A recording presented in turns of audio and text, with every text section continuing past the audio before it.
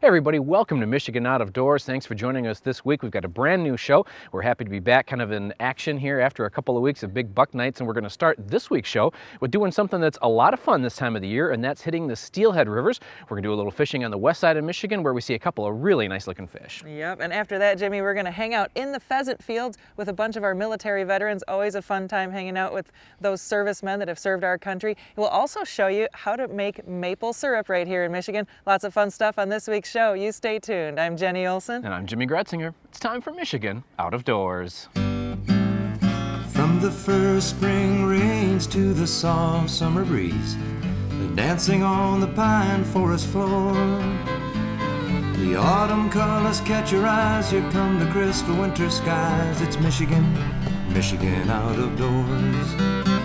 Someday our children all will see this is the finest legacy, the wonder and the love of Michigan.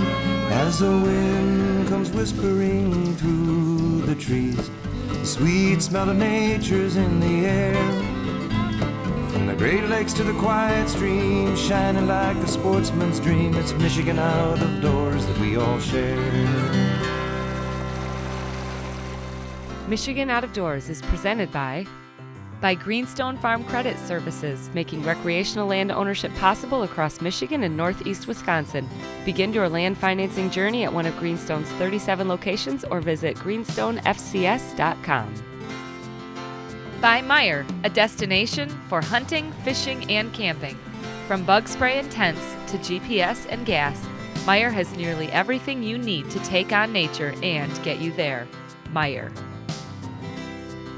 By Pictured Rocks Boat Cruises of Munising, exploring Lake Superior's Pictured Rocks National Lakeshore with its sandstone cliffs, caves, waterfalls, and lighthouses. Pictured Rocks Boat Cruises on the web at picturedrocks.com. By Country Smokehouse, offering a variety of meat products. Country Smokehouse is located 3 miles south of I-69 on M53 just south of Imlay City. Country Smokehouse is a meat processor, a butcher, and a destination for sportsmen.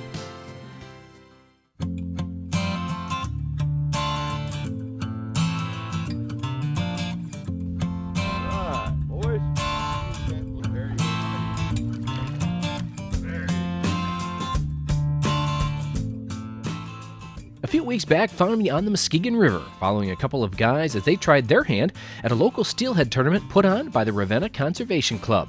The tournament had about 40 two-man teams, and today I was joining Ken Borgman and Mark Gettings. We moved down the Muskegon as the sun started to rise in hopes of being the first to a couple of Mark's favorite holes.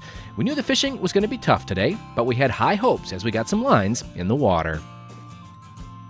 Well, I guess we're going to start out this morning to just try a little bottom bounce and a little spawn and see how that works, and then we'll probably try a little float fishing and see if we can get them there. They want another fish right there. So that's how we're going to start out anyway. And where are we at? We're on the lower Muskegon River. Okay. So Right near the mouth, eh? yep, right near the river mouth. So we'll see what happens. We'll start here and work our way up. Sounds good. We would bottom bounce spawn for most of the morning and try a bobber drift from time to time as well, and we finally had some luck as we moved upriver.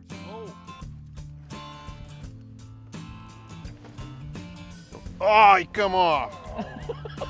That was a better size. He was almost in the boat. Yep. What do you want to bet is 10 inches now? Oh, man.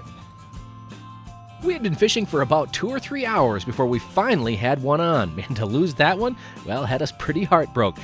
But Ken had the right drift now and was able to hook up again. As he fought the fish, I asked Mark what kind of water he looks for as he picks a spot. In general, what we're looking for is plenty of deeper water, be it a hole or a run. The fish are pretty much just staged up in here right now, and the water's so cold they're kind of just laying with their belly right on the bottom. So we're just looking for little off current and slower current areas with plenty of depth to them, and you just got to keep plugging away on them because they're not super duper active right now, but seems to be panning out. So just got to keep working them, and you get a bite every now and then. All right. Oh, what a nice fish. Nice job, boys. That's a pole, too. Yeah, we finally put one in the net. How many casts do you think we made here? Oh, 100 apiece, I'll bet. Yeah, that's a nice one. That fish just got here last night, probably. Like that. That's a pretty picture there. Not quite the size we're looking for, but at least one. We won't go in skunk. That's right. After Nice Jimmy job. has been ridiculing our fishing stuff here. Well, we did have a lot of fun in the boat today, and Ken and Mark were both great guys to hit the water with. Not too long after our first fish, Mark tied into one heck of a nice colored fish. Yeah, it's going to be a minute. Yeah, might be a little bigger fish than I thought. That fish is decent, ain't it? Oh yeah. Come on, big boy. I get another pump on him, Doc. We'd be all set, I think.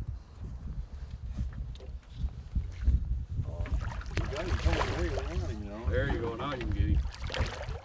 There you go. Oh, baby! Look at that. Holy cow! Double stripe How both big is it? sides. 9? Maybe? Wow! Double That is stripes. gorgeous fish. This was one of the most beautiful steelhead I think I have ever seen. Oh my word. Isn't that gorgeous? Look at his belly. What a fish. 2 stripes. Look at that. Yep, double stripers. Kenny Darwin would be proud to get pictures of that one. Let's see the other side. He's got it on both sides too. Oh yeah. Oh, jeez. Yeah, that thing's pretty, isn't he? Oh man, what a That's fish. true spawning colors there. Boy, I'll tell you, we might not catch a lot, but we're catching quality. Nice Well, we're getting her job. done now, fellas. All right. Oh, Way to go. that is beautiful. Well, the boys would land one more fish after I left. What a great morning. Now it was time to join Jordan and his team of anglers fishing the same tournament over on the Grand River. Well, it's not 40 degrees and sunny like the weatherman predicted, but we're looking at about 30 degrees right now, maybe 28. Water temperatures come up at 35.5, which is a good thing. We're looking at 34.3 on Wednesday, and we put fish in the boat on Wednesday, and hopefully today's going to be the same, but we're waiting for a little warm up here. After not catching a fish for the first 5 hours of the tournament, we finally had some luck around midday. With only an hour or so left to fish, we were hoping that we could put 2 more in the boat before we had to head back for the final weigh-in.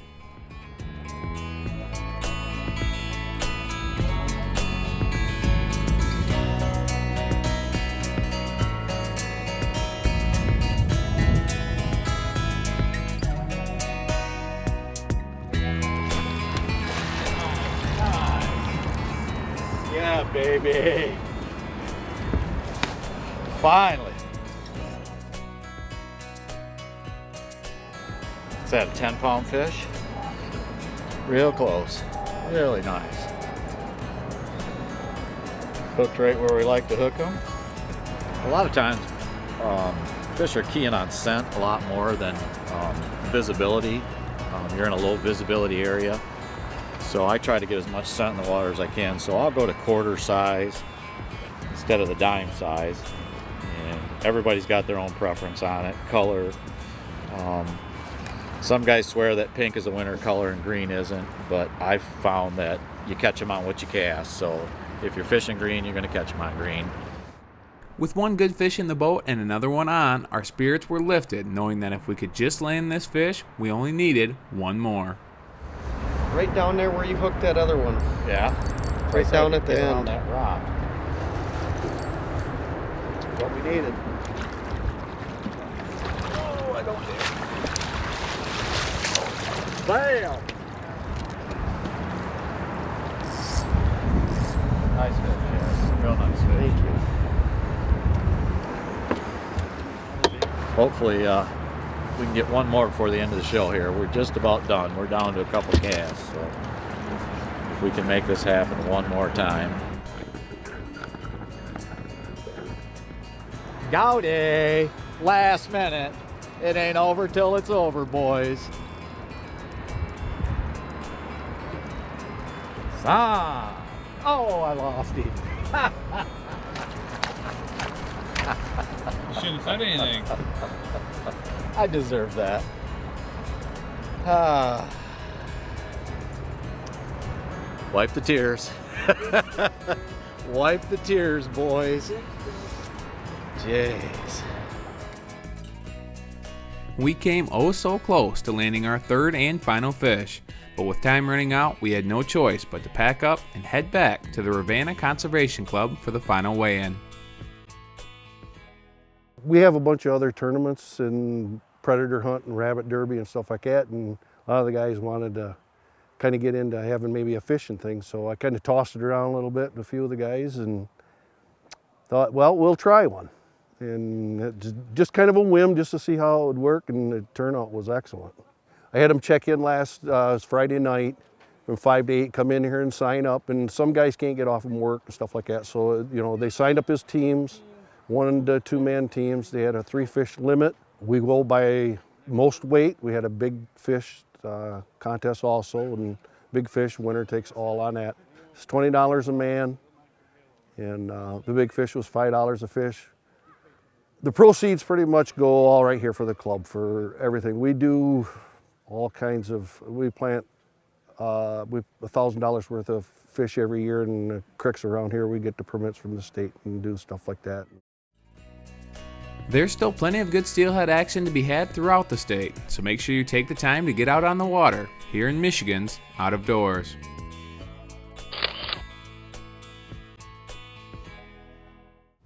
You know, for a lot of us here in Michigan, getting out on a pheasant preserve is a nice way to keep brushed up on your shooting skills and take some pheasants home for the dinner table. But in this next story, it was also a way to thank our military veterans for serving our country.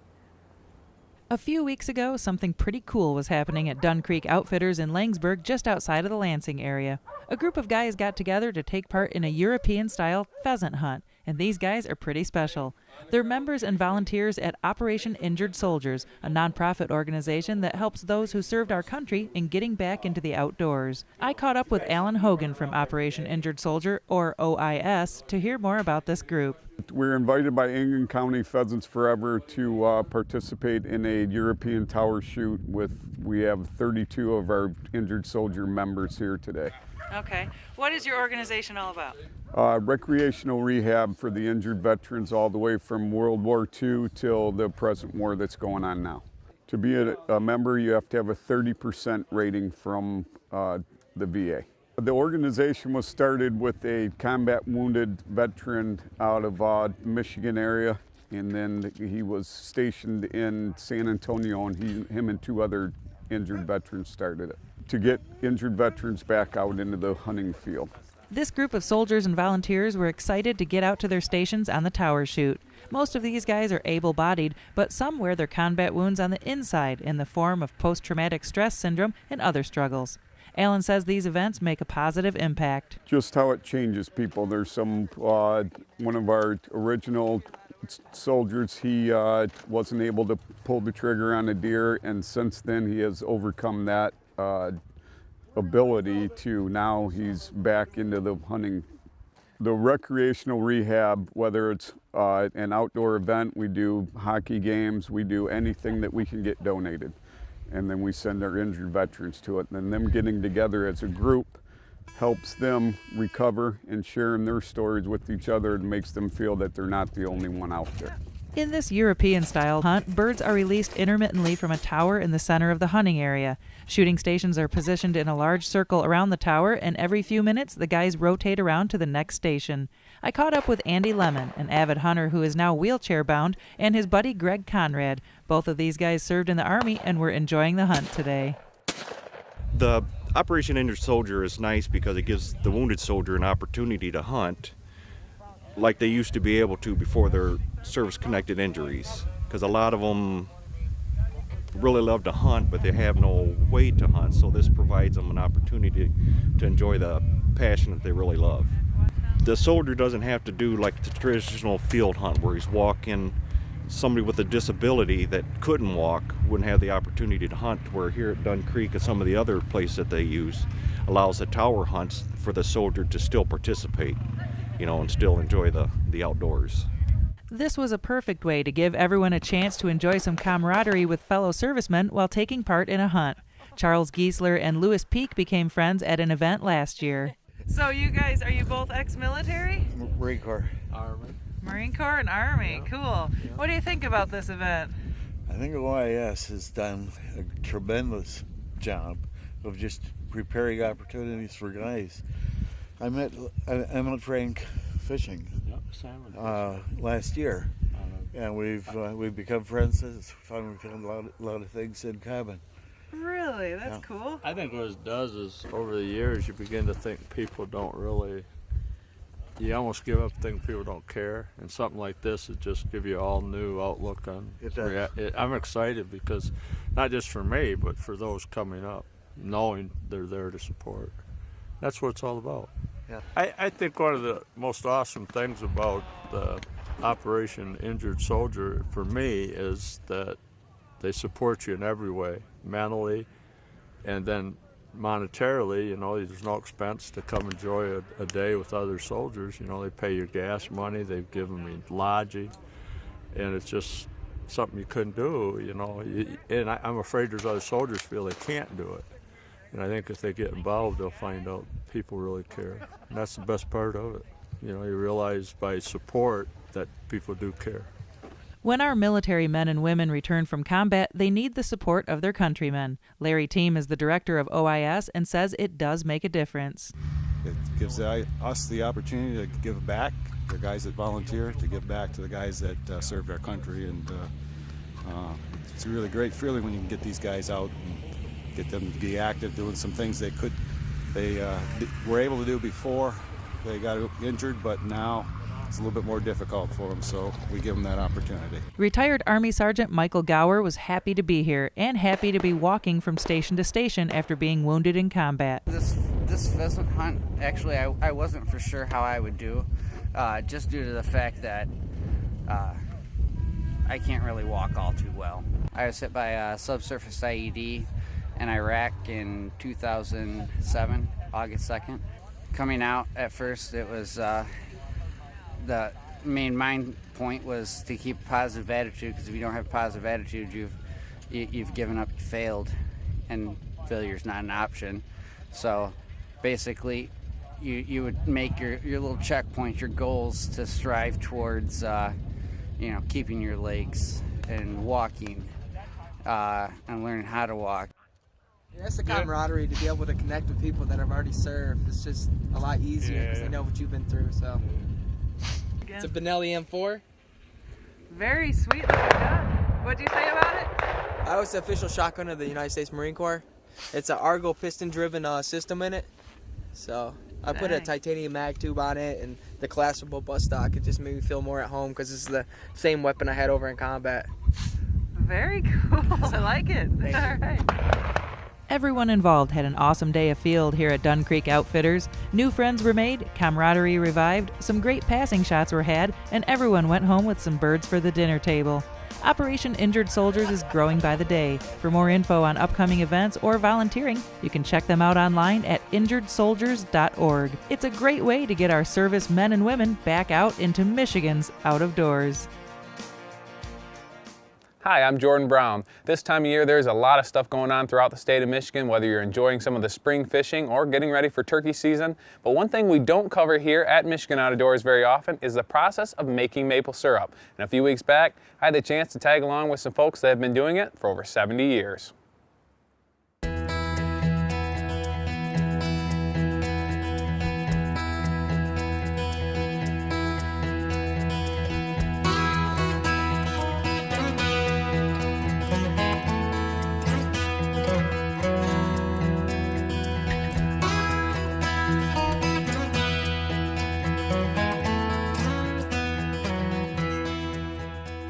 Our syrup operation was back when I was a kid, and we didn't own this farm at that time. We worked with my uncle and with my grandfather, and as I say, that was about 70 years ago or so.